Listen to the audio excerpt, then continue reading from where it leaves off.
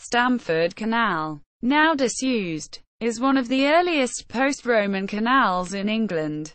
It opened in 1670, around 100 years before the start of the Industrial Revolution, which brought about the «golden age» for canals in Britain. Parts of the route can be traced on the ground, though only one lock survives intact. It was part of the Welland Navigation in Lincolnshire, first authorised in 1571, during the reign of Elizabeth I. Construction did not start until 1664, under powers granted in 1620 and ratified by James I. It ran for 9.5 miles, 15.3 kilometres, from Stamford to Market Deeping and had 12 locks, 2 of which were on the river section at Deeping St James. No plans of its construction survive, although one of the locks was documented by a visiting water engineer in 1699. It contributed to the wealth of Stamford, allowing barley to be transported to the town for malting.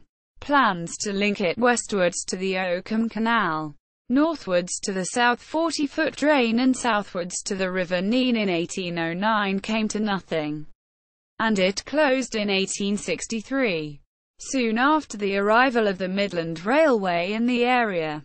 Although Stamford Corporation attempted to sell it after closure, its ownership was disputed, and they were unable to do so. Its course and some of its structures can still be traced in the landscape. These include warehouses at the terminus in Stamford, and a weir which regulated water levels on the River Gwash, which it crossed on the level. History. The River Welland was one of the earlier on which improvements, in this case to allow navigation to Stamford, were authorised by an Act of Parliament. The Act was granted in the reign of Queen Elizabeth I in 1571, and the preamble explained how Stamford had prospered as a result of the river, but also stated that mills built between Stamford and Deeping had resulted in it no longer being navigable, as they had diverted the water. Powers were granted to restore the river using either the old channel or the new one. Although it is not clear exactly what was meant by this, there is no evidence that any work was carried out under the terms of the Act. However, the powers were revived in 1620, when Stamford Corporation was given permission by the Commission of Sewers to build a new artificial cut, which would run from the eastern edge of Stamford near Hudd's Mill to Market Deeping, where it would rejoin the river. The corporation estimated that it would cost £2,000 to carry out the work, and the Act enabled them to charge tolls for its use, set initially at 3 pence, 1.25p, per lock, which could be charged once the work was completed.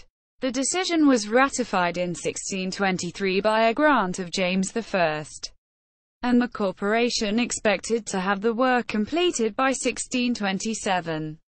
However, they were unable to find a suitable contractor to carry out the work, and failed to reach agreement on terms with David Cecil in 1636, and 2 other potential contractors after that. Nothing happened until 1664, when an alderman from Stamford called Daniel Wigmore took the job. He built the cut in 12 locks, which included the high lock and the low lock on the river at Deeping St James, at a cost of £5,000. In return for his expenditure, he was given the lease of the tolls for the next 80 years, for which he paid a rent of 1 shilling, 5 pence. The cut was the longest canal with locks in the country. When it was opened in 1670, its construction preceded the canal age by around 100 years, making it one of England's earliest post-Roman canals. There are no known contemporary documents describing the design or methods of construction of the canal and nothing about its opening. However, a report from 1632 on alterations to the river noted that 600 men were involved in the work. So presumably there was sufficient labour locally for such tasks. Wigmore probably used handbills at local inns to recruit his workers.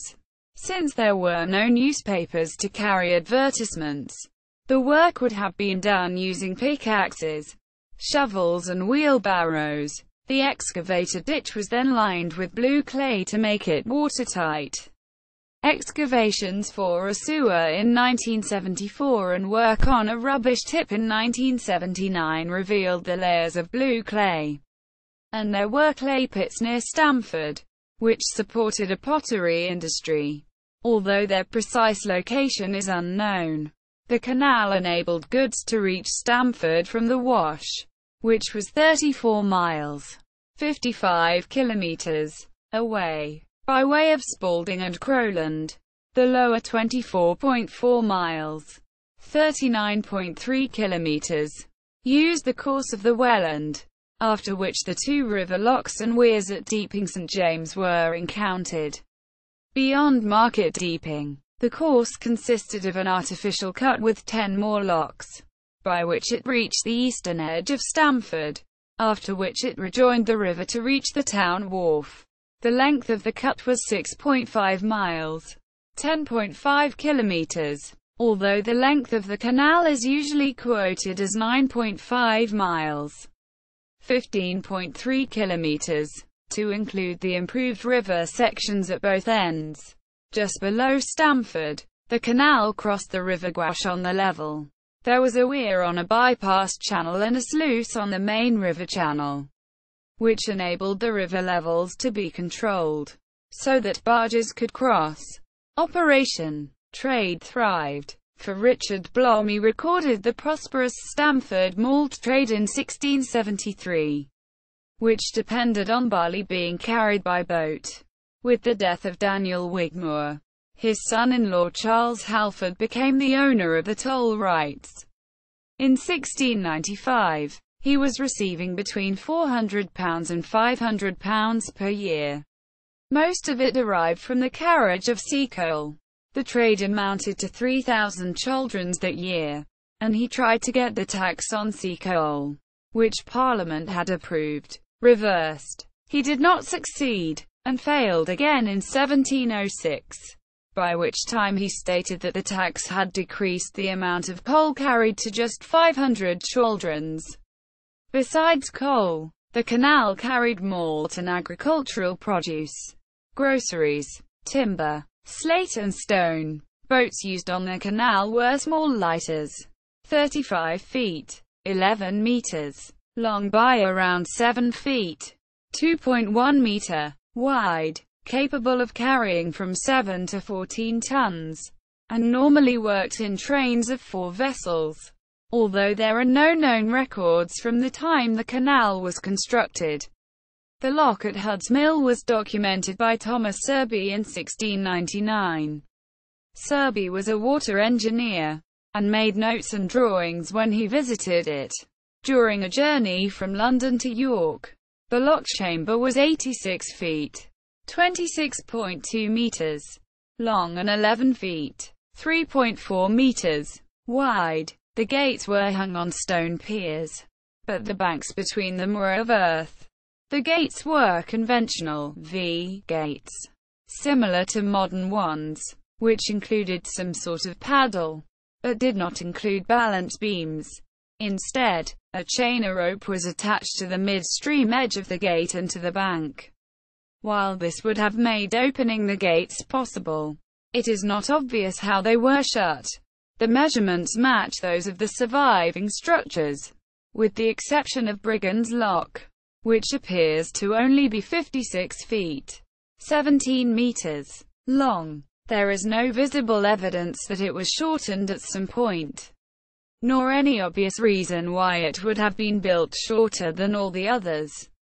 Expansion. When the Melton-Mowbray navigation was being planned in 1785, there were discussions of a link to Oakham, which eventually became the Oakham Canal, and onwards to Stamford. The idea of a canal from Stamford to Oakham, 11 miles, 18 kilometres, due west, was revived in 1809, with plans for a 7-mile, 11 kilometres, link from Stamford to the Nene at Peterborough, and a connection from near Market Deeping northwards to the South 40-foot drain, from where Boston could be reached. A bill for this, together with one for a rival scheme to link Stamford to the Grand Junction Canal, which also included a connection to the South 40-foot drain, were put before Parliament in 1811, but neither met with any success. The idea was raised again in 1815 and 1828, but no further action was taken. Decline. With the arrival of the railways, river trade declined. The Midland Railway reached Peterborough in 1846, and opened the line to Melton Mowbray, passing through Stamford. In 1848, carriage of coal on the canal stopped, as the railways brought cheaper coal from the Midlands. The locks quickly deteriorated, and there were problems with leakage. By April 1863, all traffic had ceased, and Stamford Corporation tried to sell the line at auction, but failed because their ownership of it was disputed. Since its closure, the canal has largely disappeared, but some parts are still viewable on maps and on the ground. The foundations of the two river locks are visible in the deepings. The River Welland is currently only navigable to Crowland, but plans for the Fens Waterways link include a new link from above Crowland to above the Dog in a doublet sluice on the River Nene. There are currently no plans to restore navigation to Stamford. The Dog in a doublet sluice near Peterborough was built in 1937. The Nene is titled below it. Route. Stamford Wharf was the upper limit of navigation, and was situated below Town Bridge, which carries the A43 road over the river at Stamford. There were buildings associated with the canal on both sides of the river, including a large warehouse next to the bridge, parts of which date from 1671, and which is Grade 2 listed. Barges followed the river down past the ruins of St. Leonard's Priory, established in 1090 by the Benedictines, to Hudd's Mill, where the cut began. On the north side of the mill, Hudd's Mill Lock was almost at the start of the cut. The canal flowed initially to the east, but turned to the northeast to cross the River Gwash at right angles. It then entered Uffington Park, where the remains of the weir that regulated river levels at the crossing can still be seen. The Gwash now has much less flow than it did when the canal was active. Since the construction of the reservoir at Rutland Water further upstream, the earthworks of the canal continue through the park. The route of the canal is just to the north of the river, and a public footpath follows it through Uffington Park until it reaches the Uffington to Barnock Road. The adjacent bridge over the River Welland has 3 arches and dates from the 17th century. But the canal bridge has been filled in to protect its structure. There were 3 locks in open countryside on this section before the canal reached Tallington, where Tallington Village Lock was located just to the north of St. Lawrence Church, parts of which date from the 12th to 15th centuries, with later additions. Remains of bridge piers were uncovered during archaeological excavations carried out in 1998 when a water pipeline running from Tallington to West Deeping was installed. No details of the bridge have survived, but the levels suggest that it was probably a movable bridge. The canal then passed close to Tallington Mill, a water mill dating from around 1700, to reach Horseholmes Lock. A railway line crossed the tail of the lock, but after the demise of the canal, the line was widened, and the lock is thought to be buried beneath the embankment. The canal then looped around the northern edge of Horsemarsh to reach West Deeping, where there was another lock. There are visible remains of this lock, indicating that it had stone piers at both ends to support the gates, with turf sides between them. It then crossed King Street. An enclosure map dating from 1810 shows that the road crossed the canal by a ford. but that there was also a footbridge to allow pedestrians to cross the canal without getting wet. From West Deeping to Market Deeping, the canal was close to the northern bank of the Northern River Channel. There were 2 more locks in open countryside, and another at the western edge of the town, after which the cut rejoined the river. The final 2 locks were built on the River Welland: Brigand's Lock in Deeping St James, and Low Lock to the southeast of the village. Points of interest. Bibliography. IWA description. Archived from the original on 7 September 2008.